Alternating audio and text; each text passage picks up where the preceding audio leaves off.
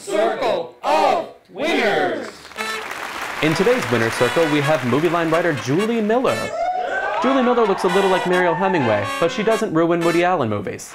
Retail value of $3,000. And here's your host, America's fastest aging teenager, me, Louis Vertel. Okay, Julie, so I thought we could talk about summer movies because I feel like you and I dislike many of them. Oh, yes. One that I think we both agreed on was Bridesmaids. I was surprised. I didn't expect to like it. I think why I liked it mostly is because Kristen Wiig didn't like many things, and I could relate to that. I like a flatline main character. You like a woman without inflection or personality. Right, and you don't see that much, even like with Katherine Heigl. No, I was just saying, the last movie that I thought was actually funny was Knocked Up. Right, I don't mind Katherine Heigl. People really give her a lot of trouble, a lot of guff. What are you, like an old-timey news reporter? They give her guff. They give her guff. They give her guff, and I think she's a little bit of spark. She's a little sassy. Also, I mean, like, she can deliver the funny line. I mean, like, she's not like an unfunny movie actress, you know what I mean? She's a little on the bitchy side for a main character, and I like that. Katherine Heigl makes a very conscious decision. She's like, you know what, I'm going for cunt today. She makes that decision 365 days a year, in fact. So the other big movie coming out right now is Super 8. What would you give it on a scale from 1 to 10? I would give the movie a 7. I would give Elle Fanning a 10. She's better than anyone this summer. I'd give her the Oscar. Knockout performance, tears, laughs, I would say.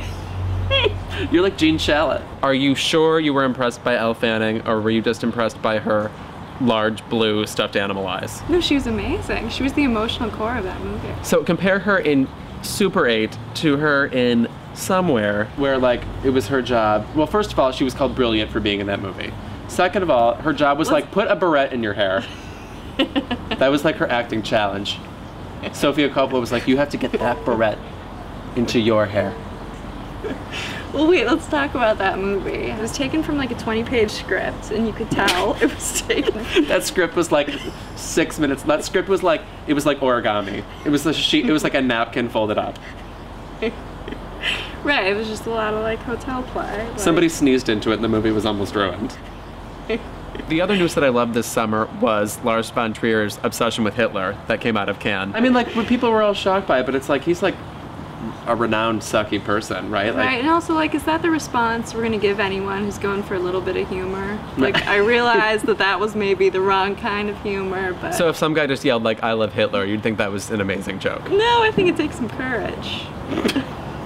Do you mean senselessness? You're confusing the words. You're having a stroke. All right, Julie, before we go, would you like to play America's favorite game show, $25 Trapezoid? Sure. Okay.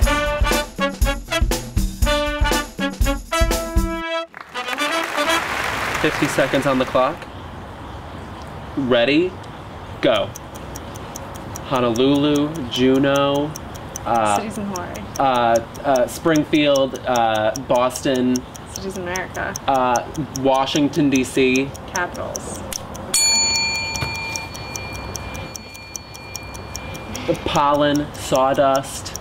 Allergens. Abraham Lincoln's. Presidents. Hugh Jackman's wife. Ooh, beards. Yeah. Okay. Ugh, Karen Carpenter's my role model. I have laxatives for dinner. Blah. Bulimics. Okay.